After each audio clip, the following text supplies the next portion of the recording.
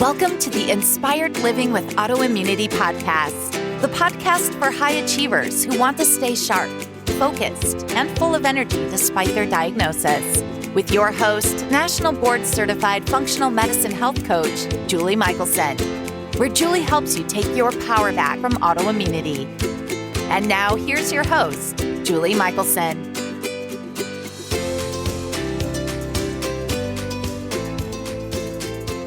Welcome back to the Inspired Living with Autoimmunity podcast. I'm your host, Julie Michelson, and today we're joined by Divya Dhawan, Sjogren's Thriver and National Board Certified Functional and Holistic Health Coach.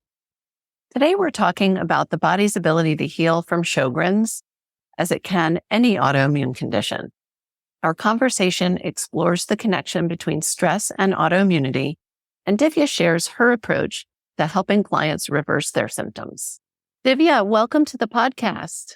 Thank you so much, Julie. So nice to be here and talk about autoimmune. Yeah. As you know, you and I have the same mission. We need to keep these conversations going so that people know that they have options. Mm-hmm. That's correct. Yeah.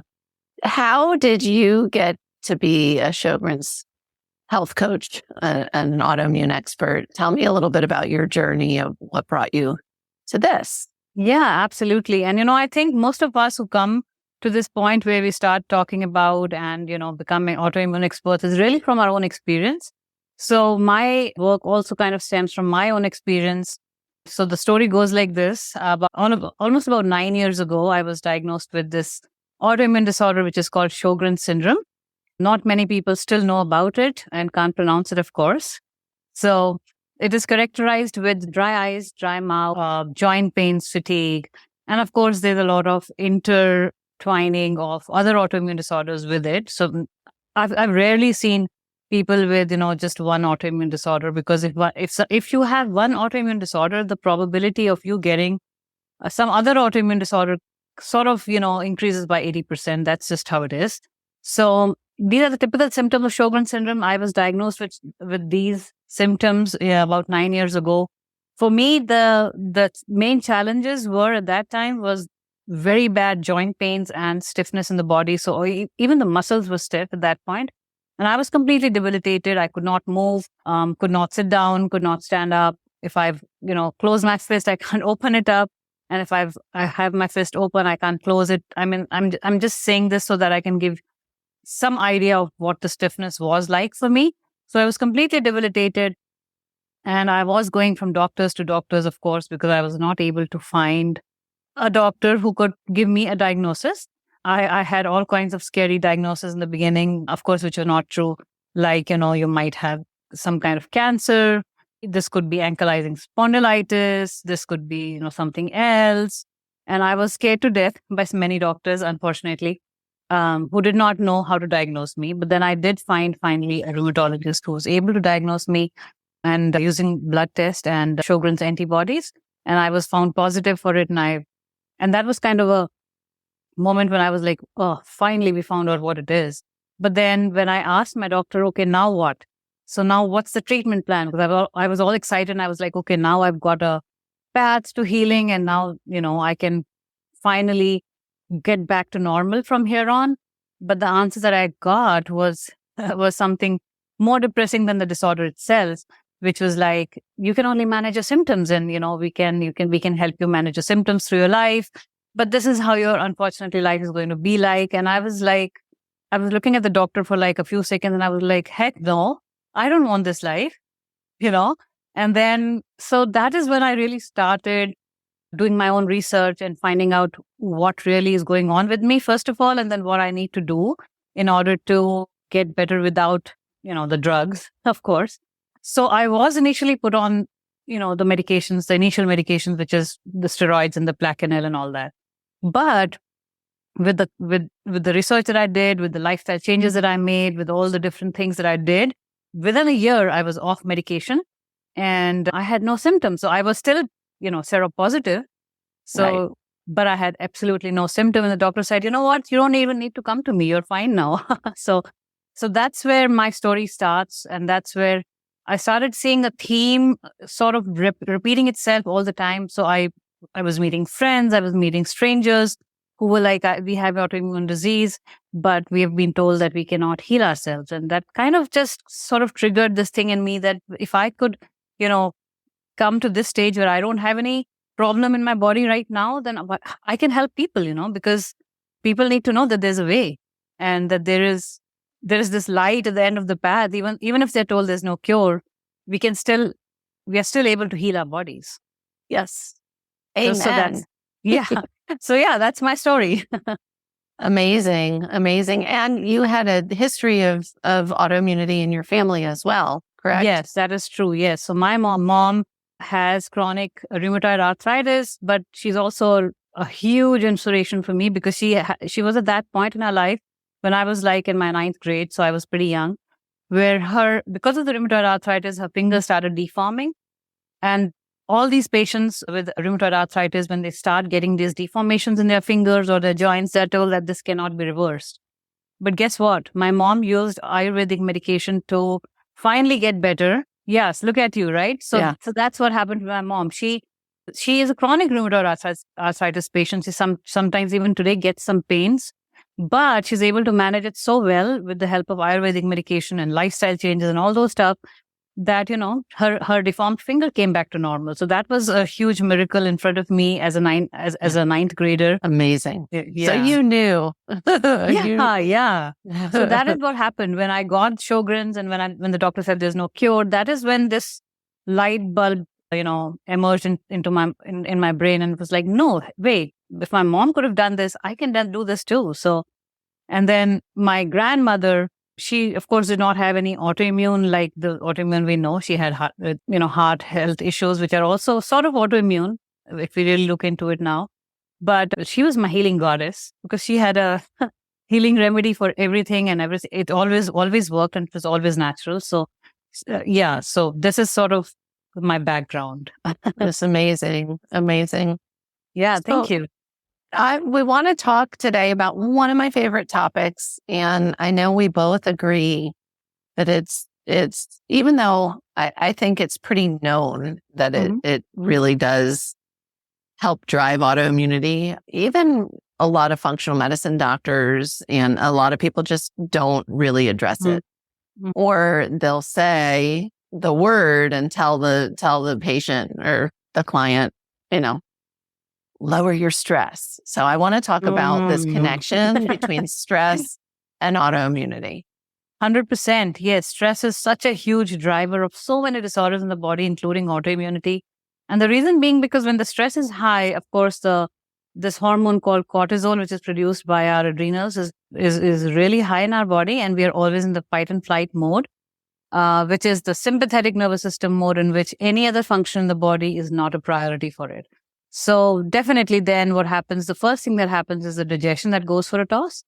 And when that happens, we have imbalanced microbiomes and then a lot of endotoxins entering the body. And then all of this sort of drives us to get into autoimmunity because these endotoxins, the main one out of which is the lipopolysaccharide, that really is a toxin that the body cannot handle with. And then it starts attacking the body itself in an attempt to remove this endotoxin. And there are many other molecules that, mimic a foreign body and that the body starts attacking. So stress really drives all of that. Stress also can cause symptoms of, histamine intolerance because a lot of cortisol means a lot of histamine in the body. And so there's a lot of interrelationship between stress and the physiological functions that happen, which are, of course, imbalanced. So definitely stress is something that we need to address and find ways to really manage the stress better because we're always going to have stress in the kind of life we are living until we start going to, if someone decides I'm going to go live in the Himalayas and disconnect with the world and all that, and that's the only time when we won't have stress. But considering that we all want to live this life as we have it, we are going to have stress. And so managing the stress is so, so important because stress indirectly is a driver of autoimmunity, 100%. And there's so many studies that show that also nowadays. So it's not something just that is assumed, it's like scientifically proven now. Right. Absolutely. Yeah. So back to my comment that then people, okay, once we accept, okay, we all have stress and stress is connected definitely to health and absolutely to autoimmunity. What do people do? What do you do? Because that's where I see even the doctors that are saying, oh, you need to manage your stress. And then people don't know how, right? Or where do they start? So if somebody's listening and they're like, okay, I know that's me. And whether I hear this all the time too, I'm not stressed. Yeah. So, and then they tell me about their life and I'm like, well, now I'm stressed. So I love that you pointed out, you don't have to feel stressed out, right? If we're on this planet, we have chronic stress. Yeah. But what do you do? How do you support people in reducing their stress, or what is a step people can take, or where do they start? Yeah, definitely. So that is one thing I was going to say. Most people don't even feel that they are under stress. Yeah, it's right? true. So it's just their normal state. Right. That's the normal state. That's how they're functioning, and they think they're functioning fine. And so they feel that there's no stress at all. So if there's no stress, then how do we manage it, right? So the first step is really to recognize that you have stress. So small things like, for example, if this is not normal for you, that you go and grab a lot of carbs when you're not really hungry, but in between meals, you go and grab a lot of carbs. You have a habit of getting, maybe muffins, maybe a lot of coffee. All these things are signs of stress in the body. And our body has a way of communicating this so that we kind of reach out for these things that the body will get some relief, temporary relief from the stress with. So like sugar or caffeine, all these things give us like that temporary relief from the stress. Of course, they're not good in the long run. So if you're doing those things, you are stressed. Your body is stressed. So, recognizing that is so important. Okay. So step one, recognizing, noticing. Right. Yeah. The right away when I hear all the time, I think people think that managing stress means that they're supposed to try to eliminate the stress in their life. And I do have people do an inventory. Often we keep stressors that we don't have to, just because we're not thinking about it. But there are plenty of stressors day to day that we can't eliminate. So what do you, when you work with your clients, and what do you have people do? Yeah, so stress can be of so many forms for the body. For example, when you are reaching out for sugar and caffeine, there is some nutritional deficiencies in your body that your body is trying to fill in for. So in that case, of course, be conscious of the fact that you're reaching out for such foods which are not serving you, and then reach out for foods which are actually going to give you some nutrition, which means that go for some nuts which have some good fat and minerals in it, along with some cheese so that, your glycemic index doesn't go up. So kind of and that's just a small example, but really eating more nutrition dense food instead of reaching out for sugar and caffeine and other things which are not good for the body. And so first of all, giving the nutrition to the body. So that's addressing the nutritional stress that is happening in our bodies. As far as the mental stress is concerned, the one of the most effective ways that I've found to release stress is, time in every 1.5, 2 hours, just time, put it in your Apple Watch or whatever watch you use, that, an alarm to sit down and just be with yourself and breathe, deep breathing for just 10 counts, 15 counts to begin with. That itself, gives the body the sign that, everything is fine and I don't have to be worried, because, the breath is a very important thing and it's very, very overlooked. So if you look at, if we really pay attention to it right now, your listeners, I will tell them to pay attention to their breath. How are they breathing? Most often than not, most of us are breathing very shallow. So we're never taking deep breaths, right? And that shallow breathing is really a signal to the mind from the body that there is some sort of stress or some sort of threat for us around us. But when we sort of just be with ourselves and calm down our mind and not think about anything for a few, count of 10 or 15. I'm not asking for a 1 hour or something. That's not doable if you haven't done it ever. So just be with yourself and breathe and do some deep breathing and do some belly breathing. So how the belly breathing works is you sit up straight, put your right palm on your tummy, and the other hand, the left hand on your chest. And so when you breathe in, make sure that your tummy is coming out. So that is when you really fill up your lungs. And then when you breathe out, your tummy or your stomach should go in. So you're actually stimulating the diaphragm to expand fully and then contract fully. And then the lungs will have filled up much more than we do it normally. And that's a sign for the body. These breaths that we take are a sign for the body and the mind that everything is fine around us. There's nothing to worry. And it can instantly bring you into the parasympathetic nervous system mode, which will really help mitigate the stress to some extent. Thank you so much for walking us through that as well. Yeah, and I am a big fan of breath work. Yeah. It is true that we can signal our body, through environment. We can signal through breath, so even if your head is busy, when you start taking those deep breaths, you can at least touch into the parasympathetic state. Yeah. I feel like it's a really easy way. Yeah. Yeah. So many people have, just lived only in the sympathetic state day in and day out that it becomes, it's like I say, like working a muscle, you just need to practice. So that is amazing. Yeah. I'm so glad and I hope that this helps the listeners too. Yeah. And this is one thing they can do even if they're listening while they drive. Yeah. They can breathe. 100%. And you don't need to really sit in a quiet place. You can absolutely do it when you're driving. And if you're on a Zoom meeting, of course, if no one is seeing you. Yeah. Well, we're breathing. Nobody can tell, Yeah. So that's perfect. Great. It's one of my favorite tools. 100%. Yeah. It is so important and almost always overlooked. In fact, if someone wants to go deeper into, for those people who want to go deeper into breathing and if this is something that really chimes with them, then they can find out more pranayams, which are there on the YouTube, which are different techniques of breathing and that also bring the two lobes of brain in balance. So there are many on internet. You can really just explore and find out.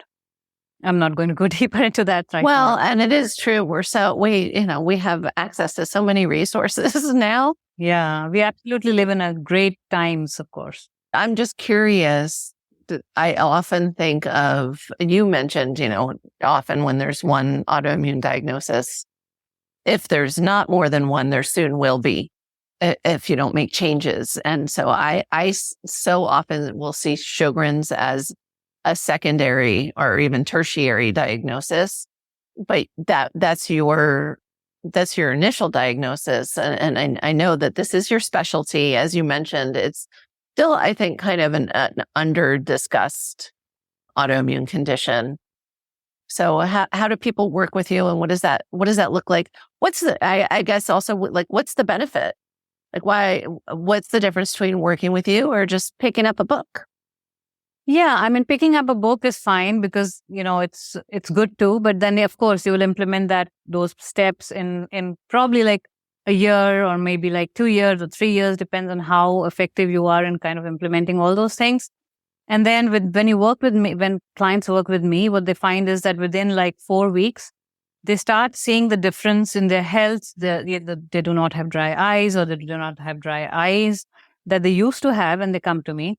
The joint pains, they also get a lot of relief from that. In fact, there's a spiritual component to the health coaching that I also do. And when I say spiritual, it means spiritual, not religious, just to be clear, which means that we also work on finding the deeper connection between the universe, between God, between that higher power in ourselves.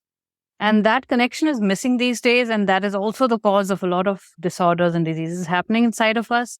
So we really work on the mindset. When I work with my clients, I work on the mindset. We work on the nutrition, because that is also a huge stress factor for the body, right? So we work on the nutrition with them. We work on the stress management with them. We also give them tools like natural supplements and natural relief from how to get natural relief from dryness of eyes and mouth and nose. And of course, joint pains as well, and fatigue also. So all of that together within 4 weeks is a huge, huge, huge thing to be able to achieve, and to start getting relief from the Sjogren's and the dryness and the joint pains and all of those symptoms. and start feeling that you have some control over your body and your disorder as well, which otherwise all of the clients that come to me are like, I've been told there's no cure, so how do you claim you can do it? But the fact is we can do it. I love that. It's so, I say my approach to healing when I first started my healing journey was like throwing spaghetti at the wall. I would listen to a podcast, try something, read a book, and it obviously over time it worked, but it took years, which is why I think having coaches to pull it all together can help. It's really to fast track. I'm sorry, but that's really to fast track your healing journey, because you will get there. But then how fast you want to get there is what you really want to think about. Yeah, I love that. That's where the coaches come in, of course. I love that. And so currently, are you working one-on-one? You have programs? What is? Yeah, I'm currently working one-on-one because that is the way I can really give complete attention to my clients. And that's where also everything becomes personalized and customized for them, so that, because every person with Sjogren's is different. And so if I make one program for everyone, that is not going to work. So it's customized, it's personalized, and it's one-on-one, of course. Not that. I love it. And I know we touched on in the beginning, and you just mentioned the dry eyes again. For people listening that, either don't have a diagnosis or and they're wondering, wow, I wonder, if Sjogren's fits my box as well. Is there an order to the symptoms? Is it, or is it that kind of, if they're experiencing the dry eye, dry mouth, along with other, what I think of as autoimmune symptoms, kind of pain, fatigue, that's when they should wonder? Yeah. So I, on a daily basis, I talk to so many women who reach out to me and they're like, I have the dry eyes, I have the dry mouth. It's been like 10 years now, but I don't have the diagnosis. So what I really want your listeners to think about is, what do they really care about? Do they care about the diagnosis, or do they care about their own health and healing? Because if there are those symptoms, it definitely means something is going on in the body and it is brewing inside of you. So you might get the diagnosis like 10 years from now, because that is how the nature of diagnosis is. You might get it like 1 year from now. But then if you keep waiting, and it is a systemic disorder. Autoimmune, most of the autoimmune disorders are systemic. So Sjogren's definitely is. So do you want that to happen in your body, or do you want the body to start healing, start going to the direction that you want it to, rather than it going to the other direction and then getting into the, the whole healing process and then doing your research and doing all that? Because it's painful. It's painful to have an autoimmune disorder. It's painful to have Sjogren's, and it's not fun. And so my advice is, even if you do not have a diagnosis and if you have the symptoms, there is something brewing inside you. So start taking action now.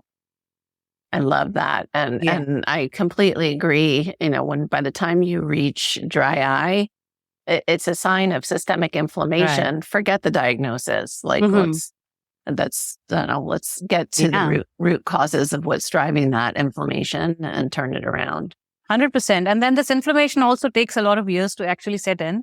So when you're actually seeing those dry eyes show up, that means that there's already something setting inside your body that you need to take care of. So don't wait. Start taking action. I love that. Don't wait. Why not avoid? Yeah. Let's just avoid the turn it around now, which is brilliant. I wish that I had those examples that you had and said, no way when I was diagnosed. But it just goes to show it really doesn't matter whether you don't have a diagnosis, you're newly diagnosed, you're 11 years into decline like I was. It's never too late. And it's also never too early. 100%. That's true. So for me, my inspiration was my mom. So I knew that I could do that. But there are many other people who can do it even after 10 years of being, into an autoimmune disorder. It might be slow, but then the body is designed to self-heal. So it will still do the healing. So the healing will happen. You just have to start, and you have to have that mindset that, yes, my body can heal, because that is when the healing will start inside of us. And, quickly, I'll just talk about the placebo effect, which is so undermined in the entire medical community and the entire scientific community as well. But my question is, to everyone, if our mind has the capability of healing the body just by thinking that this something that we're taking can heal us, then why not just use the capability of the mind instead of the drugs and the medication?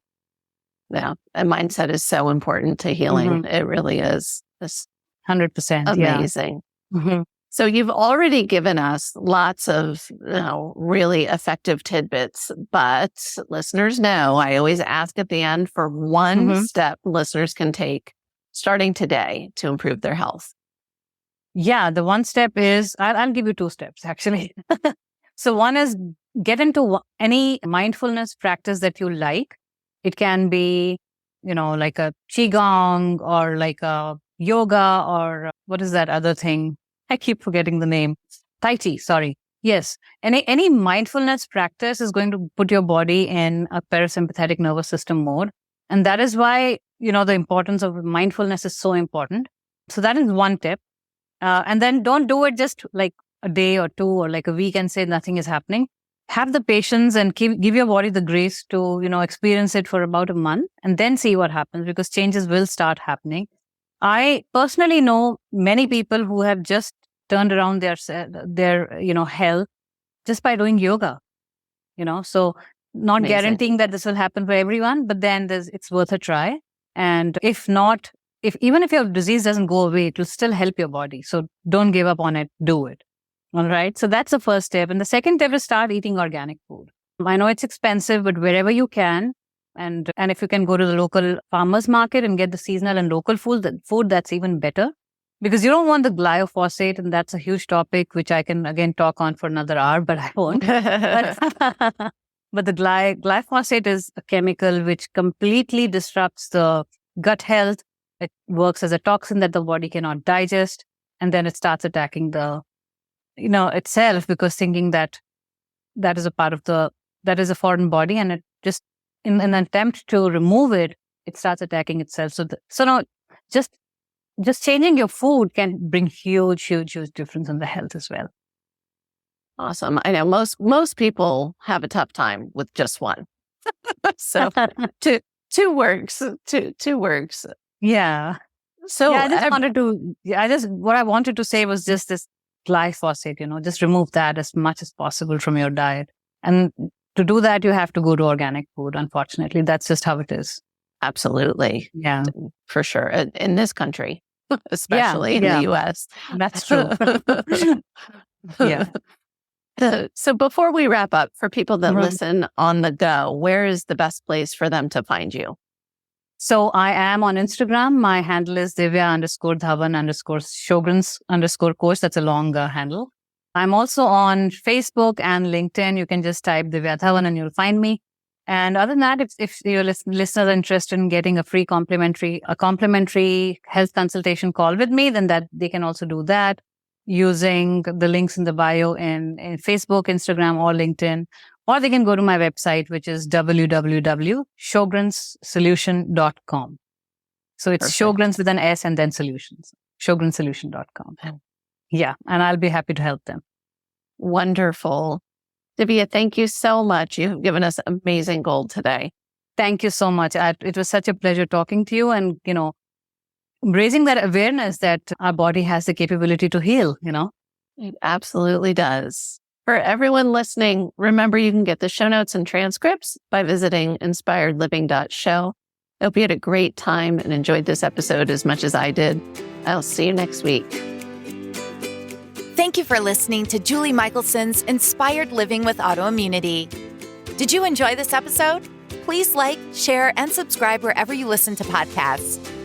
If you'd like to get a transcript of this and every other episode, just head on over to inspiredliving.show or click on the link in this episode's description. There, you can also find everything we discussed in this episode, including links and information about our guest. You can even send in your questions to be answered by Julie in a future episode. That's inspiredliving.show. Until next time, this is Julie Michelson's Inspired Living with Autoimmunity podcast, helping you take your power back.